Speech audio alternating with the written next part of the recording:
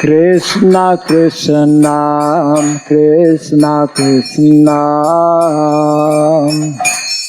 Krishna Krishna Krishna Hare Krishna Krishna Krishna Krishna Krishna Krishna Bhagavate Vasudevaya Om Namo Bhagavate Vasudevaya Om Namo Bhagavate Vasudevaya Om Namo Bhagavate Vasudevaya Om Namo Bhagavate Vasudevaya Om Namo Bhagavate Vasudevaya Om Surabhyay Namaha Om Surabhyay Namaha Om Surabhyay Namaha Om Surabhyay Namaha Om Surabhyay Namaha Om Surabhyay Namaha Mukham karoti vasalam pangum langayate girim Yat kripat maham bande Sri Gurum Dinataranam Yat kripat maham bande Sri Gurum Dinataranam Hare Krishna. Welcome to our Bhagavatam class. We are continuing from canto number 1, chapter 2,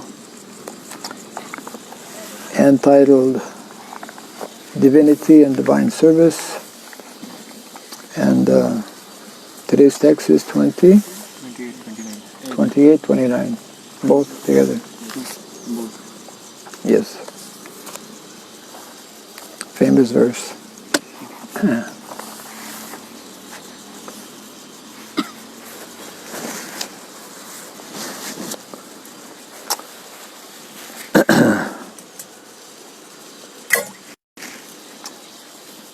Vasudeva Vasudeva Para Para Veda Veda Vasudeva Vasudeva Para Para Makaha Makaha Vasudeva Vasudeva Para Para Yoga Yoga Vasudeva Vasudeva Paraha Paraha Kriyaha Kriyaha Vasudeva Vasudeva Param Param Jnanam Jnanam Vasudeva Vasudeva Param Param Tapaha Tapaha Vasudeva Vasudeva Paro Paro Dharmo Dharmo Vasudeva Vasudeva Para Para Gatihi Gatihi Vasudeva Paraveda Vasudeva Paraveda Vasudeva Paramakaha Vasudeva Paramakaha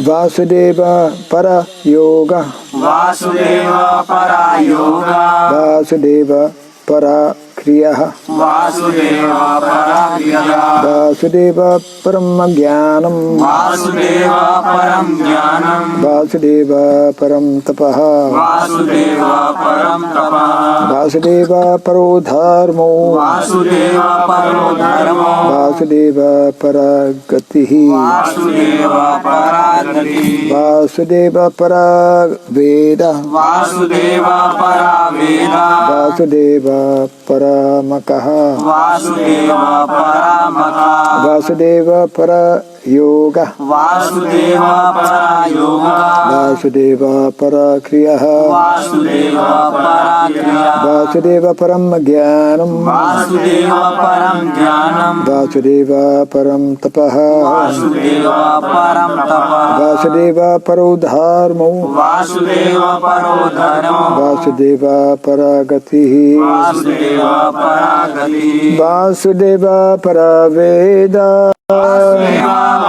Veda Vasudeva Paramaka Vasudeva Paramaka Vasudeva Parayoga Vasudeva Parayoga Vasudeva Parakriya Vasudeva Parakriya Vasudeva Paramagyanam Vasudeva Param Jnanam Vasudeva Param Tapaha Vasudeva Param Tapa Vasudeva Parodharmo Vasudeva Paro Dharmo Vasudeva Paragatihi Vasudeva Paragati Vasudeva Paraveda Vasudeva Paraveda Vasudeva Paramakha Vasudeva Paramaka Vasudeva Parayoga Vasudeva Parayoga Vasudeva Parakriya Vasudeva Parakriya Vasudeva Param Jnanam Vasudeva Param Jnanam Vasudeva Param Tapaha Vasudeva Param Tapa Vasudeva Paro Dharmo Vasudeva Paro Dharmo Vasudeva Paragati Vasudeva Paragatim Vasudeva Paraveda Vasudeva Paraveda Vasudeva Parakriya Vasudeva Paramakaha Vasudeva Paramakha Vasudeva Paramakaha Vasudeva Parayoga Vasudeva Parayoga Vasudeva Parakriya Vasudeva Parakriya Vasudeva Param Jnanam Vasudeva Param Jnanam Vasudeva Param Tapaha Vasudeva Param Tapaha Vasudeva Paro Dharmo Vasudeva Paro Dharmo Vasudeva Paragatihi Vasudeva Paragati Vasudeva. Vasudeva The personality of Godhead. the personality of Godhead Paraha. Paraha The ultimate goal. the ultimate goal Vedaha. Veda Revealed scriptures. Scriptures Vasudeva. Vasudeva The personality of Godhead. the personality of Godhead Paraha. Paraha For worshipping. worshipping Makaha. Makaha Sacrifices. sacrifices Vasudeva. The Vasudeva personality of Godhead. the personality of Godhead Paraha. Paraha The means of attaining. means of attaining Yoga. Yoga Mystic paraphernalia. Mystic Paraphernalia Vasudeva. Vasudeva The personality of Godhead. Personality of Godhead Paraha. Paraha Under his control. under his control Kriyaha. Kriya Fruitive activities. fruitive activity Vasudeva. Vasudeva Personality of Godhead. the personality of Godhead Param. Param The supreme. the supreme Jnanam. Jnanam Knowledge. knowledge Vasudeva. Vasudeva Personality of Godhead. personality of Godhead Param. Param Best. best Tapaha. Tapaha Austerity. Austerity Vasudeva. Vasudeva The personality of Godhead. personality of Godhead Paraha. Paraha Superior quality. superior quality Dharmaha. Dharmaha Religion. religion Vasudeva. Vasudeva The personality of Godhead. personality of Godhead Paraha. Paraha Ultimate. ultimate Gatihi. Gatihi Goal of life. goal of life. Translation and purport by His Divine Grace A.C. Bhaktivedanta Swami Srila Prabhupada ki. Oh. Everyone should be ready for a long purport. And be conscious of the last line. 3 full pages. And more actually, 3 plus a bit more. Okay.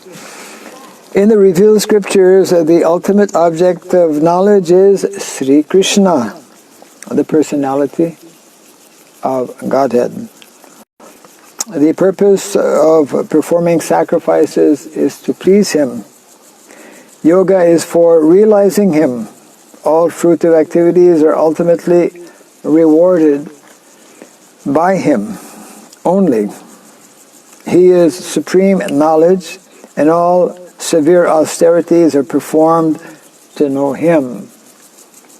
Religion, dharma, is rendering loving service unto Him. He is the supreme goal of life. Kindly repeat after me. In the revealed scriptures, In the revealed scriptures, the ultimate object of knowledge the ultimate object of knowledge is Sri Krishna, is Sri Krishna, the personality of Godhead. the personality of Godhead. The purpose of performing sacrifice The purpose of performing sacrifice is to please Him. is to please Him. Yoga is for realizing Him. Yoga is for realizing Him. All fruitive activities All fruitive activities are ultimately rewarded are ultimately rewarded by Him only. by Him only. He is supreme knowledge, He is supreme knowledge, and all severe austerities and all severe austerities are performed to know Him. are performed to know Him. Religion, Religion, dharma, dharma, is rendering loving service is rendering loving service unto Him. unto Him. He is the supreme He is the supreme goal of life. goal of life. Purport. That Sri Krishna, the personality of Godhead, is the only object of worship is confirmed in these two shlokas. In the Vedic literature, there is the same objective, establishing one's relationship and ultimately reviving our lost, loving service unto Him. That is the sum and substance of the Vedas. In the Bhagavad Gita, the same theory is confirmed by the Lord in His own words.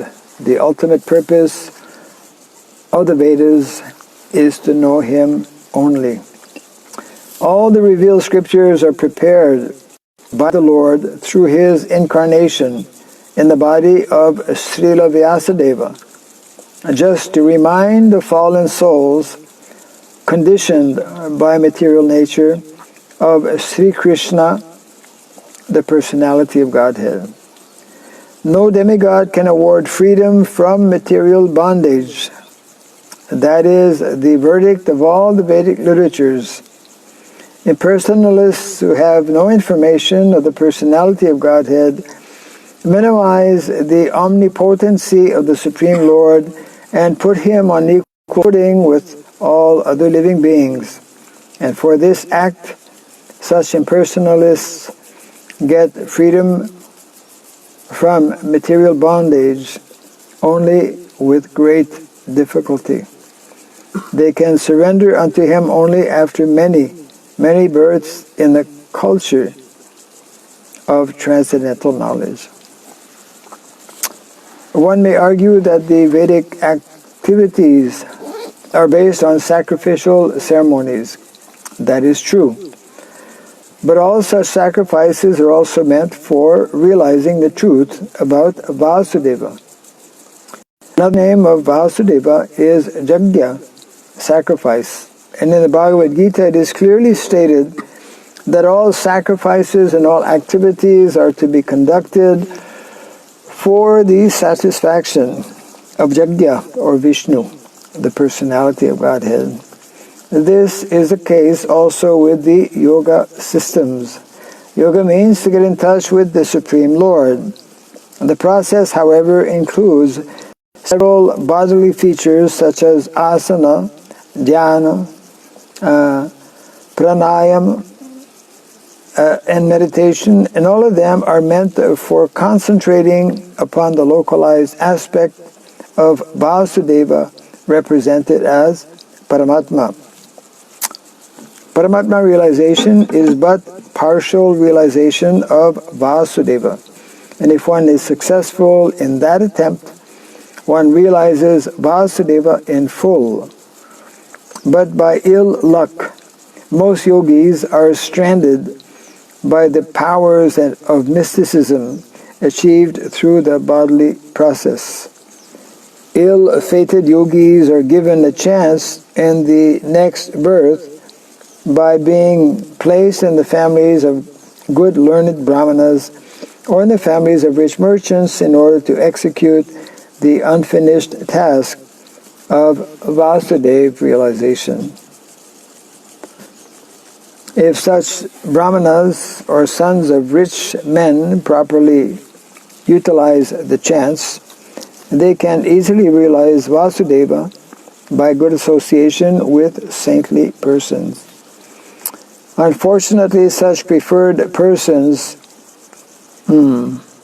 are captivated again by material wealth and honor, and thus they practically forget the aim of life.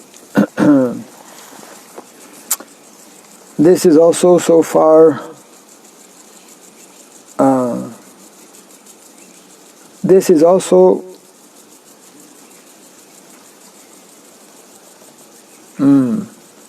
for the culture of knowledge. According to Bhagavad Gita, there are 18 items in culturing knowledge. By such culture of knowledge, one becomes gradually prideless, devoid of vanity, non-violent, forbearing, simple, devoted to the great spiritual master, and self-controlled. By culture of knowledge, one becomes unattached to hearth and home and becomes conscious of the miseries due to death, birth, old age, and disease. And all culture of knowledge culminates in devotional service to the Supreme Personality of Godhead, Vasudeva. Therefore, Vasudeva is the ultimate aim in culturing all different branches of knowledge. Culture of knowledge leading one to the transcendental plane of meeting Vasudeva is real knowledge. Physical knowledge in its various branches is condemned in the Bhagavad Gita as ajnana, or the opposite of real knowledge. The ultimate aim of physical knowledge is to satisfy the senses, which means prolongation of the term of material existence, and thereby continuance of the threefold miseries. So prolonging the miserable life of material existence is nescience. But the same physical knowledge leading to the way of spiritual understanding helps one to end the miserable life of physical existence and to begin the life of spiritual existence on the plane of Vasudeva.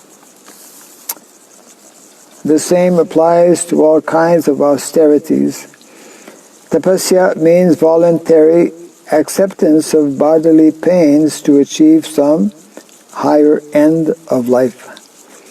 Ravana and Hiranyakashipu underwent a severe type of bodily torture to achieve the end of sense gratification. Sometimes modern politicians also undergo severe types of austerities to achieve some political end. This is not actually tapasya. One should accept a voluntary bodily inconvenience for the sake of knowing Vasudeva, because that is the way of real austerities. Otherwise, all forms of austerities are classified as passion, as modes of passion and ignorance. Passion and ignorance cannot end the miseries of life. Only the mode of goodness can mitigate the threefold miseries of life. Vasudeva and Devaki, the so-called father and mother of Lord Krishna, underwent penances to get Vasudeva as their son. Lord Sri Krishna is the father of all living beings. Bhagavad Gita 14:4. Therefore, he is the original living being of all other living beings. He is the original eternal enjoyer amongst all other enjoyers. Therefore, no one can be his begetting father, as the ignorant may think. Lord Sri Krishna agreed to become the son of Vasudeva and Devaki upon being pleased with their severe austerities. Therefore, it may, if any austerities have to be done, they must be done to achieve the end of knowledge, Vasudeva. Vasudeva is the original personality of Godhead, Lord Sri Krishna. As explained before, the original personality of Godhead expands himself in innumerable forms. Such expansions of forms is made possible by his various energies. His energies are also multifarious, and his internal energies are superior, and external energies inferior in quality. They are explained in the Bhagavad Gita 7:4-6 as the para and the prakriti. So his expansions of various forms which take place via the internal energies are superior forms, whereas the expansions which take place via the external energies are inferior forms. The living entities are also his expansions. The living entities who are expanded by his internal potency are eternally liberated persons, whereas those who are expanded in terms of the material energies are eternally conditioned souls. Therefore, all culture of knowledge, austerities, the sacrifice and activities should be aimed at changing the quality of the influence that is acting upon us. For the present, we are all being controlled by the external energy of the Lord, and just to change this quality of the influence, we must endeavor to cultivate spiritual knowledge.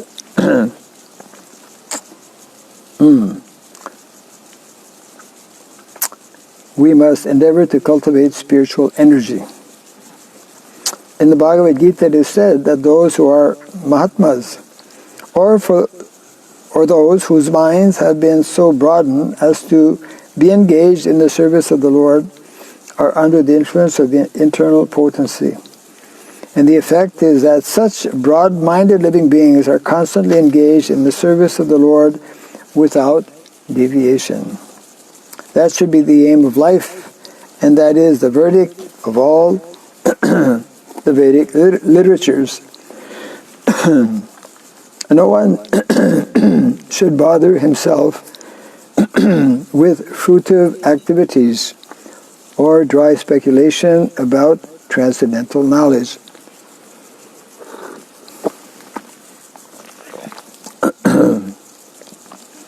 Everyone should at once engage himself in the transcendental loving service of the Lord.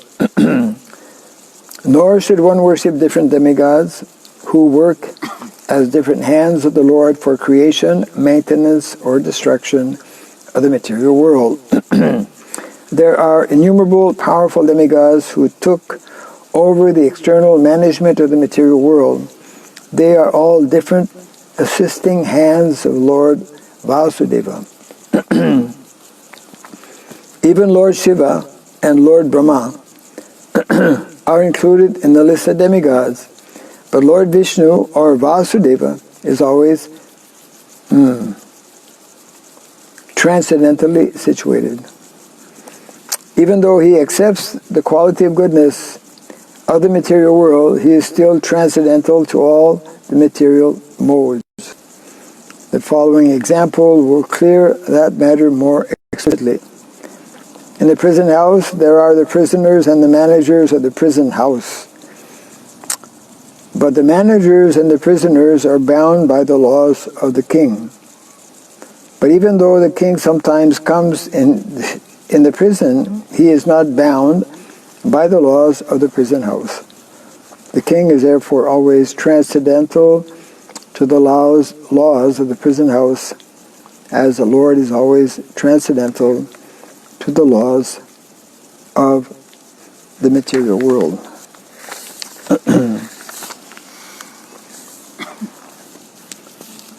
Reading again the translation. In the revealed scriptures, the ultimate object of knowledge is Sri Krishna, the personality of Godhead. The purpose for performing a sacrifice is to please Him. Yoga is for realizing Him. All fruitive activities are ultimately rewarded by Him only. He is supreme knowledge and all severe austerities are performed to know Him. Religion, dharma, is rendering loving service unto Him. He is the supreme goal of life. Long text and long purport also. So in many places throughout the Bhagavatam, as well as the Bhagavad Gita, we find such very clearly, categorically explicit statements that establish the special role and position of Krishna or Vasudeva. This detailed knowledge actually was revealed, of course it is there in the Shastra, but it was revealed and explained in detail by Lord Chaitanya Mahaprabhu, especially actually to Rupa and Sanatana Goswami. And that is why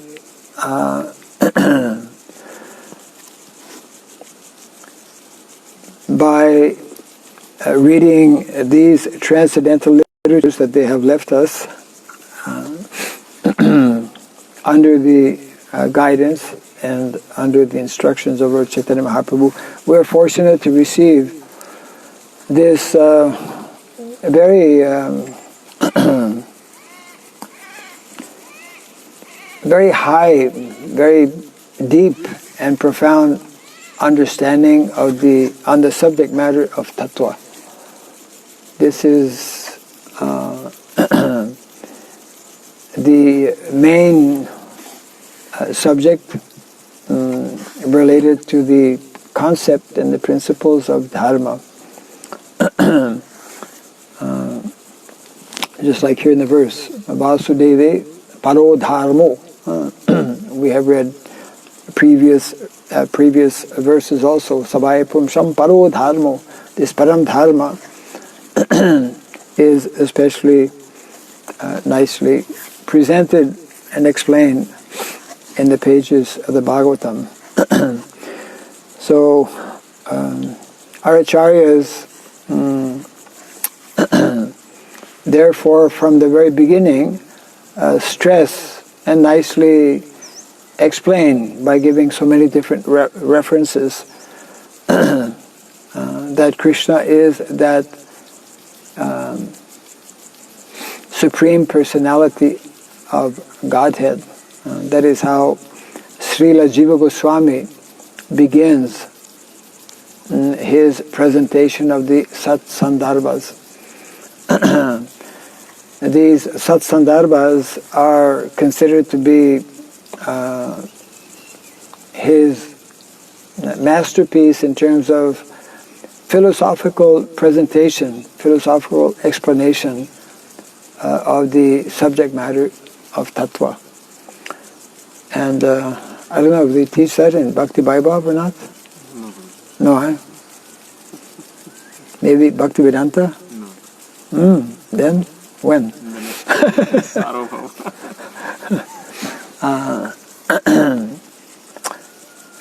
Very well. Our acharyas, they are constantly speaking on these subject matters, and that is what the Goswamis of Vrindavan would be doing every day. They would be spending hours sitting under some tree in Vrindavan, and they would be reading these different texts, and of course they all knew Sanskrit, not like many of us who are less knowledgeable or have no knowledge of Sanskrit, because all of these literatures are coming to us actually through the original Vedas, and most of the literatures of the Goswamis Of course, some has also been written in Bengali, but mostly in Sanskrit. So,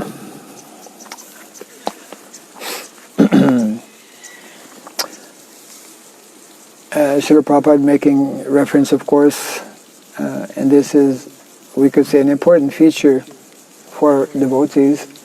Whatever transcendental literatures, such as the Srimad Bhagavatam, that we are accepting, reading, there is always a direct reference, many references being made.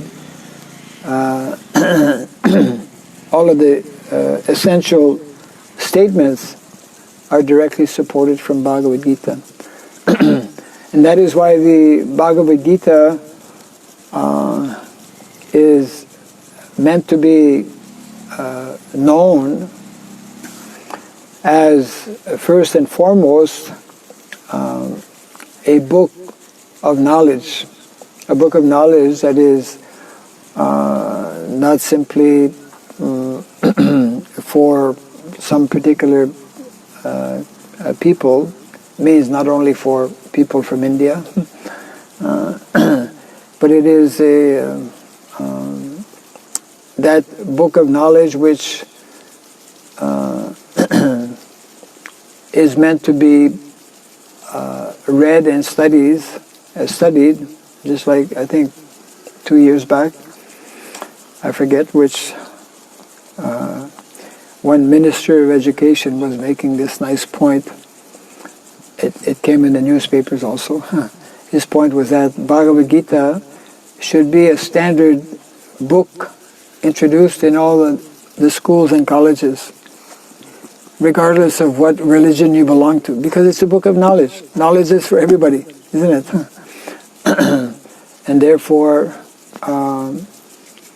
this is how very expertly our acharyas, and especially this was demonstrated in the personality of our own founder acharya, Srila Prabhupada, in explaining the basic principles of dharma.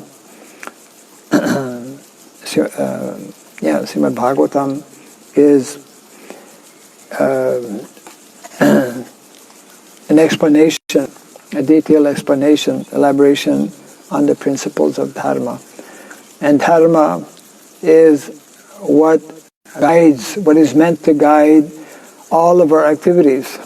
And dharma is what distinguishes a human being, an advanced human being, from one who is not a human being. Prabhupada explains how religion, meaning dharma, is what differentiates human from animal. If one is not understanding or cultivating this knowledge of dharma, then one is forced to remain on this lower level of consciousness, which is, of course, the similar consciousness to those of lower species of life. So this verse is every single line making that important point, that all activities that we are performing are connected with, or meant to be connected with, Vasudeva or Krishna. And Vasudeva is non-different from Krishna as well.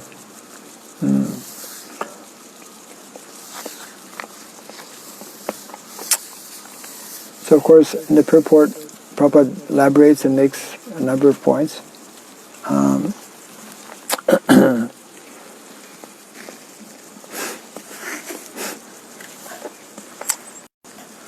By taking practically every verse from the every section of the verse and elaborating a bit more.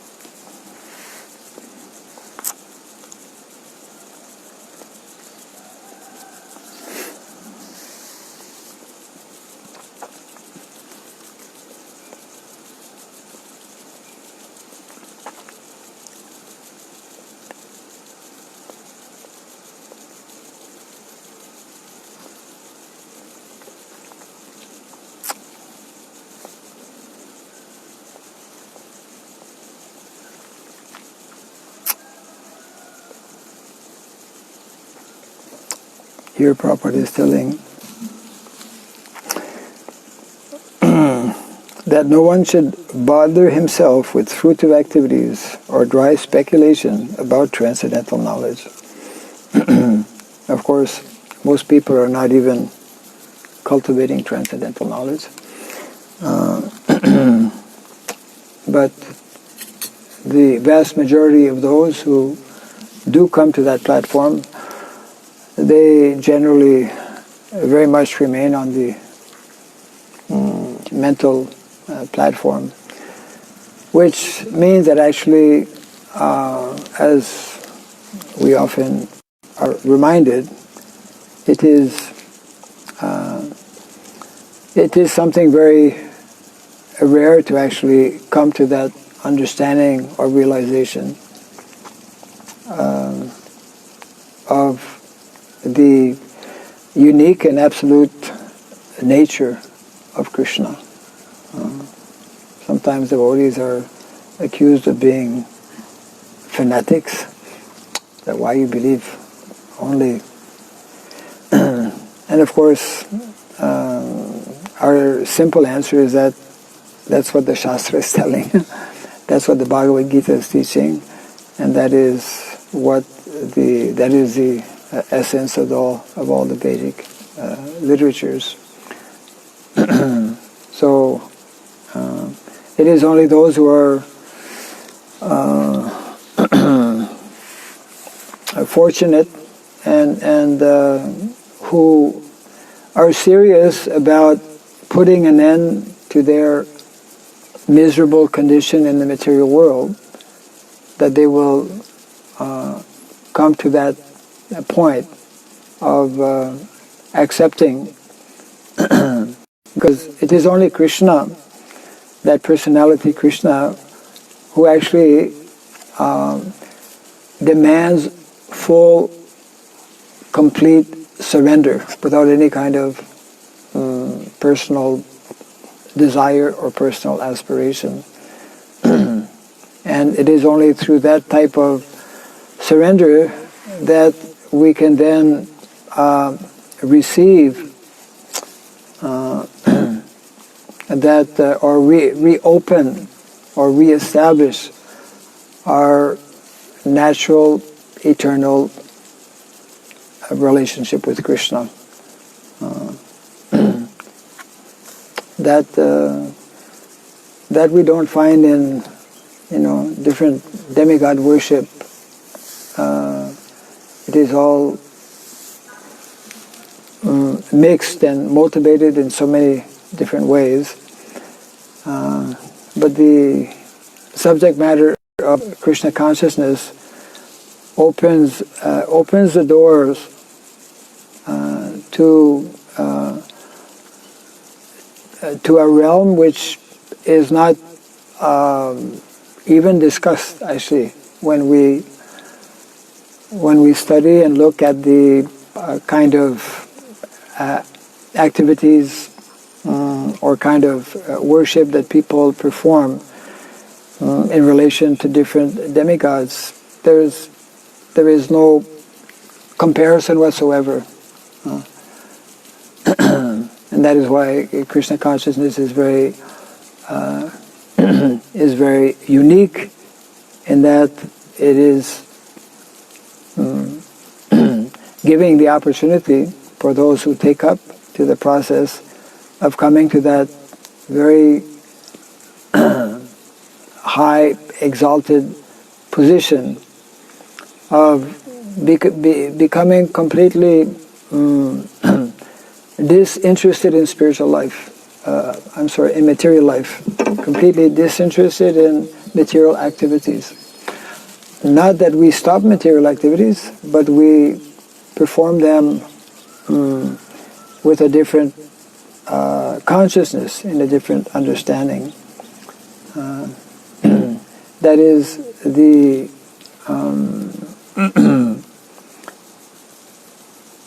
direct effect of one who seriously takes up the process of devotional service. He becomes disinterested in the material world. That's why very often many people don't want to take up the process. They're still interested in the material world.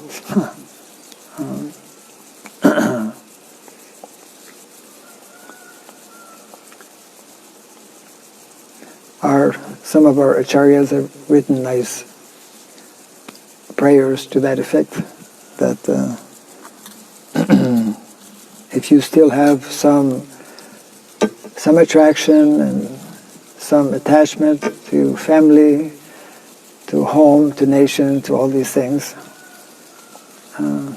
don't hear about Krishna too much.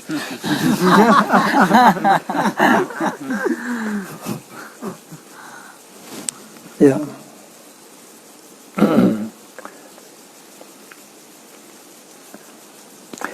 So, any questions or comments on this? Yes, Prabhu. But sorry, I am asking question, but in the right or wrong, I don't know, but I asking. Well, ask a question, we'll let you know. So many times the chanting Vasudeva, Vasudeva, Vasudeva, Paragati, Vasudeva, Parodharma, Yeah. Parajnana, Vasudeva, Parodharma. But why you not telling the Krishna name, Guru Maharaj? Not chanting Krishna name there. Because Vasudeva is Krishna, not different. Krishna is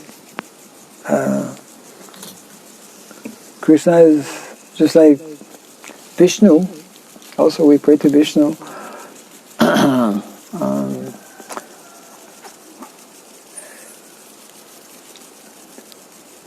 Sometimes when we do this Tulsi Puja, the prayer is Vishnu Bhakti. Some of the word, no, it should be Krishna Bhakti. And the prayer is Vishnu Bhakti. So it's because Krishna is unlimited, and he is having, therefore, unlimited names, and we should not be disturbed by hearing some of these original names of Krishna. They're all Krishna.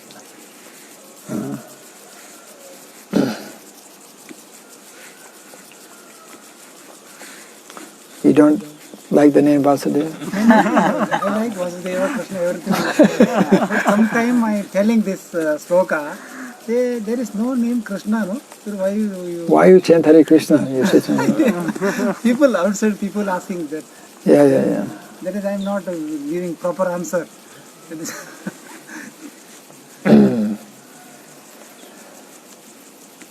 Just to explain that Krishna is unlimited,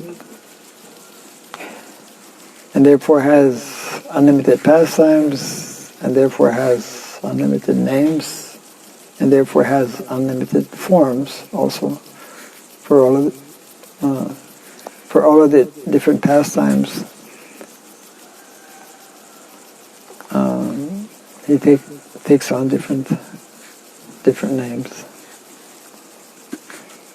And if people have a hard time understanding, tell them, encourage them to chant Hare Krishna.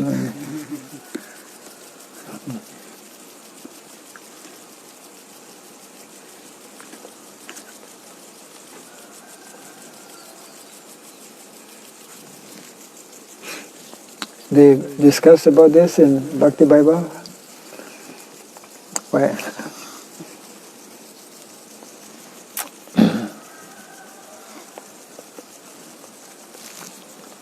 Anything else?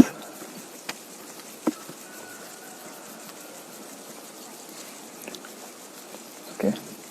Jai Grantaraj Swami Bhagavatam ki Jai Srila Prabhupada ki Gaur Pimanandi. The verse Ete Chamsa Kalapamsa Krishnastu Bhagavan Swayam. Yeah.